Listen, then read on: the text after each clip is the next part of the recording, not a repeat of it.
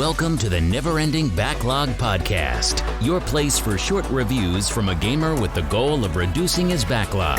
From adventures to sandboxes, join our host as we walk through a collection of unplayed treasures. Now, let's take a look at the featured game of this episode of the Never Ending Backlog. Hello, everybody, and welcome to the next episode of the Never Ending Backlog podcast. I am your host, Zach, and today we'll be reviewing the PC game Keane 2, The Fire Within. So first and foremost, this is an adventure point-and-click game. As you remember from Back to the Future, it's not really my type of game. You know, I enjoy more control of the situation. I just feel like they're very linear, and they expect this certain combination to complete it. I don't know if I've been spoiled with free-roaming open-world games. That's probably what actually has happened. But overall, it's a pretty... Well, let me rephrase that. The adventure games I've played so far have been okay. Keane 2, unfortunately, has been a technical disaster. Oh my goodness, I have never seen a game so poorly optimized since Ark Survival evolved. Ugh. Just an awful experience. I don't know how it's so bad. I looked at the game. I did see that it does play on a Pentium 4, so I will chalk it up to that. I'm playing an old game on Windows 10. That's fine. It booted up relatively well. There were no issues with that. It's just super laggy. It was really glitchy. I kind of started getting flashbacks of Fear, but unlike Fear, which actually has a following, Keane 2 does not seem to have a following. So it made it a little bit harder. It took me about an hour, maybe 2 hours to actually get it running. But I wanted to kind of power through and actually try it out. So eventually, after all my tinkering, it actually worked. Do not ask me how I got it to work, because I couldn't tell you. I just know I pushed random buttons and combos and messed with all the graphic settings, and eventually I got it to work. So there's that. Like I mentioned, it is a point-and-click adventure game. The theme is similar to Uncharted, Indiana Jones, Jumanji, The Mummy. Think of that Englishman traveling the world, exploring relics of the past. So if you can kind of get a hint of that. I love that theme, personally. I love Uncharted. I love Strange Brigade. I love The Mummy. Brendan Fraser is amazing. I just love all that type of stuff. That's usually my jam. So I was actually kind of looking forward to it. The theme song and the music was pretty great too. It's very tropical, kind of going to a desert island. I liked it. I thought that was great. You know, it started off on a pirate ship, or a ship in general. It's not necessarily a pirate ship, but I think it was. And it was pretty okay once I actually got it to work. You know, it's one of those things where it's like, shoot this exact spot, and then do this combo, and then do this combo, and, you know, the story progresses. And I mean, it's an adventure game. It's what you do, I guess. Most of the videos I've noticed about this game, though, like I said, it doesn't really have a following. Most of the videos I've seen, though, are about, I'm going to keep this PG, side boobs. And so if that says anything about this game, there you go. It really does seem like an exploration adventure version of Leisure Suit Larry. Like, that's the kind of vibe I get from it. Even the theme in the UI is very similar to that. You know, you combine these two items, you get this item, which you can progress the storyline, so on and so forth. And a lot of the characters look... yeah, like they could probably be in Leisure Suit Larry if that says anything. The voiceover for Keane, though, is awful. It doesn't fit what I wanted it to be. I might be used to these masculine gentlemen, like in Uncharted, and you have, Brendan Fraser. I'm just going to keep on going on that tangent. You have all these kind of masculine voices. Even I have relatively a masculine voice. I don't look like I should, but I do. But Keane just doesn't.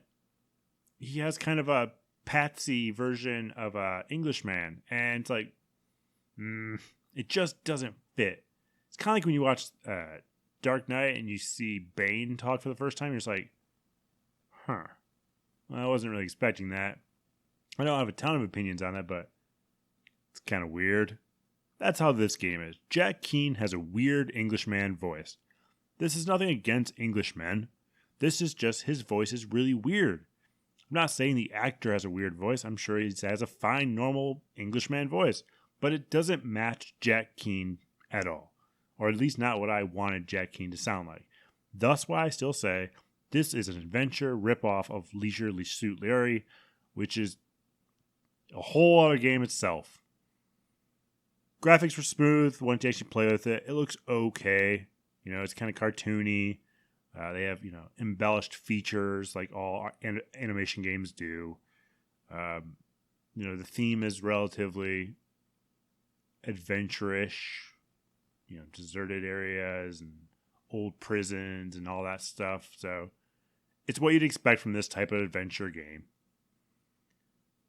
I did not get very far in the game, though, unfortunately, because it did crash multiple times after I got the graphics tweaked out. So it runs smoothly, and then it just crashed. And not in like high points of the game. Walking through a hallway and crash. Open a door, crash. Be in the middle of a conversation, crash. And it basically restarted me nearly from the beginning every time. So that was even more frustrating. I don't know. I don't know if it's the game. I don't know if it's all adventure games. The checkpoint system, the saving. I have a problem with them. Sorry. If anybody really loves adventure games, I don't mean to bash them. I like storylines in games. I like storylines in movies and TV shows, but something about adventure games just rubbed me the wrong way. I will say, I think the biggest problem I had is the storyline in Jack Keane 2 is so wrong. Personally, I just think it's wrong. Or not even just sort of storyline, of the mechanics of why your guy does what he does doesn't make sense. Back to the Future, I understood why they did it. It's kind of a continuation of, I think they said it was a couple months after Back to the Future 3 ends. So it was fine. The storyline made sense. Why Marty McFly did what he did. Why Doc Brown did what he did. All of it makes sense to me. It just does. The things Jack Keane does doesn't make sense to me. So there's an example here. Your person, Jack, gets stuck in jail. Okay? And you want to escape. Rightfully so. I understand that process. There's an English ship outside, and you basically trick them into shooting a hole into the tower or the jail cell that you're in. All right? You'd assume that's how you escape. Well, you kind of do. You escape, but you escape further into the jail. Okay. You meet a prison guard who basically has a bet on you because you're going to go into a fight against this big guy.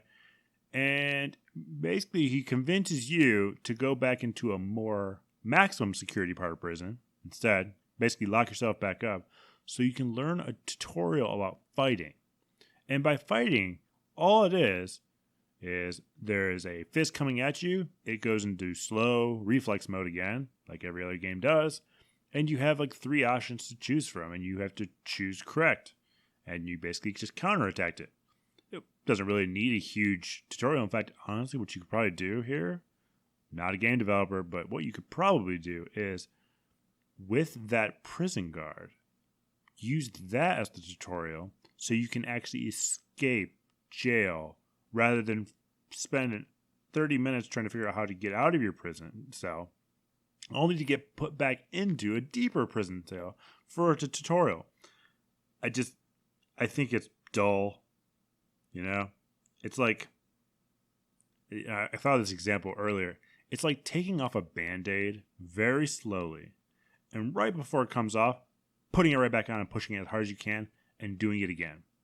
That's what Jack Keane 2 feels for me.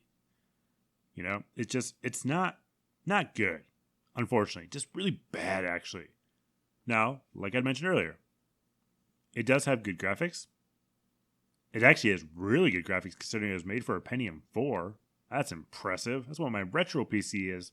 And honestly, it looks better than most of the games that computer would probably handle. So I think that's really well done. I like the theme in the sense of I like adventure exploration games that way. Love that. Music is really nice. In fact, I think the music that you quit to has the nicest tropical theme. But you only hear it when you try to quit the game, it seems like. So there's that, I guess. So quitting the game was very enjoyable for me. But overall, it was a technical nightmare to get running. And I'll give them the benefit of the doubt that it was my computer is too new for it. Windows 10 didn't want to support it. Yada, yada, yada. We'll say that was a problem with it. The thing is, it loaded up immediately. It just was super poorly optimized. And I've gotten a lot of feedback. I've read a lot of stuff on this that's pretty common in this game, unfortunately. The developer is Deck 13. They did make the game Lords of the Fallen. I don't believe I own that one yet. I've seen it around quite a bit, so maybe I'll check it out. I did notice it had a ton of DLC, though. Like, insane. Deck 13 has a portfolio of, like, I don't know, a couple dozen things, and there's like 2 or 3 games, and all the rest of it is DLC. Ugh. Boo. The game was released in 2013. It only, like I said, requires a Pentium 4. So, for a Pentium 4 era game, graphics are pretty good. The best price has been $1.99 on Steam.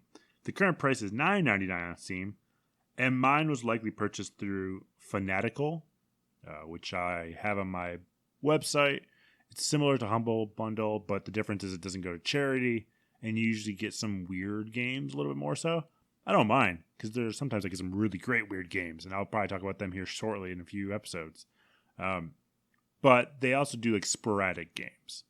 And the reason I think it's Fanatical over Humble Bundle is Humble Bundle usually sticks with the publisher, like, hey, these are all THQ games, these are all EA games, and so on and so forth. It makes sense that way. Fanatical's like, here's 10 random games about adventure. And they're all different developers, and I don't own anything else from Deck 13, which leads me to believe that it is probably a Fanatical bundle, or Indie Gala, I guess it could be that as well, but usually it's Fanatical. So, long story short, I obviously will not be keeping this installed. I would say it's because it's an adventure game, but I'm just going to say it's pretty dull, and it's poorly optimized, and honestly, it's just not a lot of fun. Props to making a game. It's a lot of hard work. I'm never going to bash the fact that someone made a game because I can't do it yet. Or at least I haven't really gotten involved in it. It's a lot of work. I've taken some training things on Unity. It's incredibly daunting. It's more daunting than Galactic Civilizations 2. It's a daunting process. So props to anybody that makes a game of any sort. I have friends that made mobile games. I have friends that made PC games. It's an incredible process what they do. So, Deck 13... well done making a game. I think it could have been done better. Maybe I'll try finding an actual copy, a physical copy, and put it on the PC if it exists, on the old Pentium 4, and see if it works better there. Maybe it's an awesome experience there. I can see why the graphics and audio would probably be pretty cool of a game, but man, playing it in 2020, rough. Very, very rough. I don't recommend people buying this right now, and probably ever. So there's my review of Jack Keane 2. I hope you enjoyed today's episode. We'll see you tomorrow.